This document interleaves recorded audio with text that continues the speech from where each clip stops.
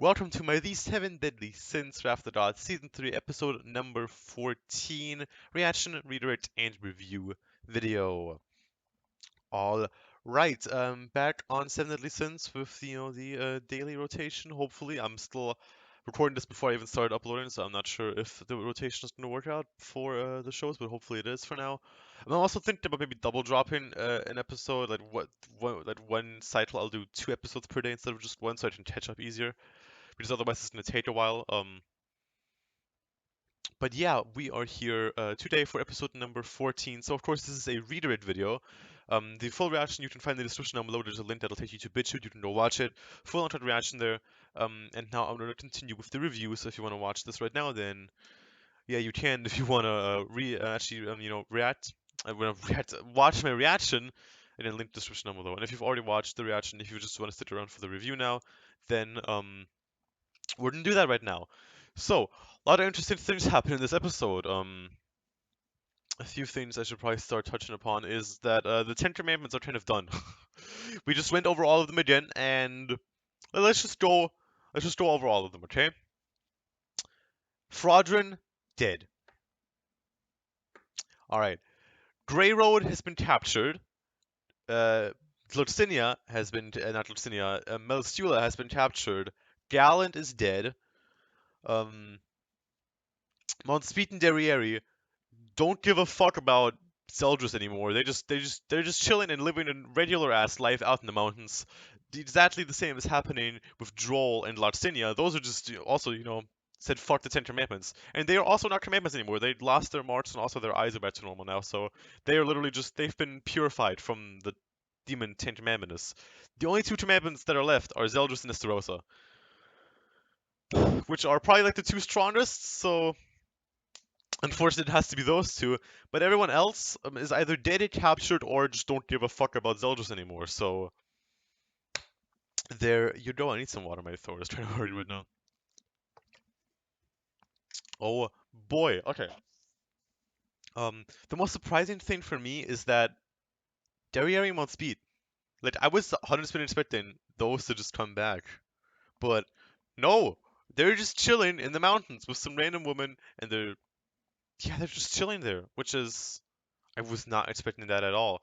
Um, Super interesting character development coming out of nowhere. Um, I did why kind of. They had a little realization thinking about 3,000 years ago, Meliodas and Elizabeth actually saved us. When they became Indula.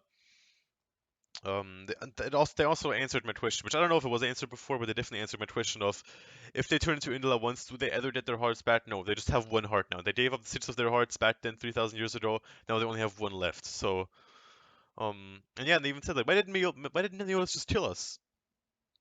Um, yeah. Now they're just chilling in the mountains, living a regular ass life. I'm just saying, which good for you. You guys do what you want, right? I'm not here to tell you what you should do, but I was not expecting that. And of course, Joel and Larcinia already, had their pact with Tina and Diane that they're gonna be work side by side now. Well, not really, but they're gonna be allies, and that they don't give a fuck about the Ten Commandments anymore. And they're just chilling, with their actual clans, with Fairy Clan and the Giant Clan. We also learned that apparently, I don't know if we knew this, I can't remember if we did, but apparently Droll's like Ten Commandment mark was on his ass, which I don't know why it was there, but sure. Really weird moment when Clarcinia had his mark removed from his head, and he was like, "Oh, not a commandment anymore." And Droll's like, "Hey, can you check my ass if the mark is still there?" No, I would rather not, Droll. Thank you. But yeah, they're back to normal now, which is that's cool. They even said to Zelda just like straight up, when we meet again, we will be enemies, which was badass as fuck. And then enter Cusack and Chandler, two new characters just introduced. Both of them really cool designs. They're both very odd in personality department though. Um, I like both of them, even though Chandler is weird as fuck. But that kind of makes me like that part of him that he's really weird. Kind of makes me like him. And Kursat is just I don't know how to we don't know how much of him yet. He's just very overprotective over Zeldris. He doesn't like Esterosa. Um, Speaking of Esterosa, that's understood as well, of course. Um, and yeah, he's kind of just chilling with Zeldris back in Camelot Castle while Chandler went on his way to capture Meliodas because that's where we left off last time. The Demon King wants Meliodas to become the next Demon King.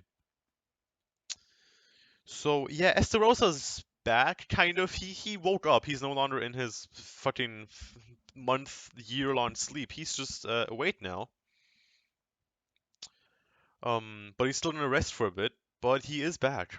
And Tusat said that when he woke up, he felt like a really weird, different aura or whatever he said, like a different like he just felt something different from Esterosa, which kind of worried him a little bit. I'm not sure what that's going to be about. He said that Esterosa is kind of like really mysterious. He's hard to read. He's kind of scary, which I have to agree on that. Esterosa really is an odd character, but I do like him a lot. He might be one of my favorites of the Ten Commandments. His fight with Esnor was so fucking cool, man. Um, yeah. Chandler went on his way to capture Meliodas, which is not good because as soon as he approached the area, everything just suddenly turned into night. We also learned that demons get stronger in the night, so they're pretty much the exact opposite of Estunor. Um, meaning Estunor should be able to destroy demons if it's daytime, because if they're not as strong as they are during nighttime, and if Estunor is just literally the man who stands above all races, above all creatures, then I mean, yeah. Which might be our only hope to defeat Chandler right now, because I'm not sure how we're gonna do it, because apparently he's the teacher of Meliodas. Tusat is also the teacher of Zeldris, I forgot to mention that. Which I don't like that. Meliodas, not an Esnor, who currently can't fight because he's not only knocked out and also it's night, um, is the strongest member of the Seven Deadly Sins. And he right now is not even in Seven Deadly Sins mode, he's in Ten Commandments mode. So I feel like the strongest also Merlin happened. I feel like the strongest fighter we have right now is like on power level wise is King.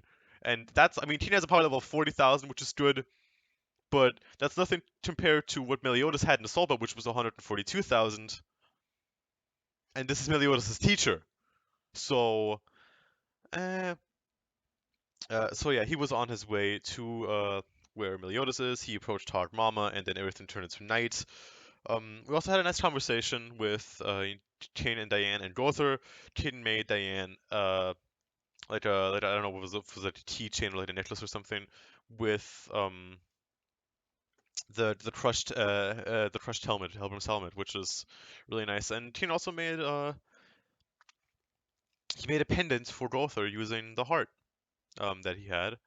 And he had kind of a weird, comment like, this is kind of like, I don't know what he said, like useless, unnecessary, or something.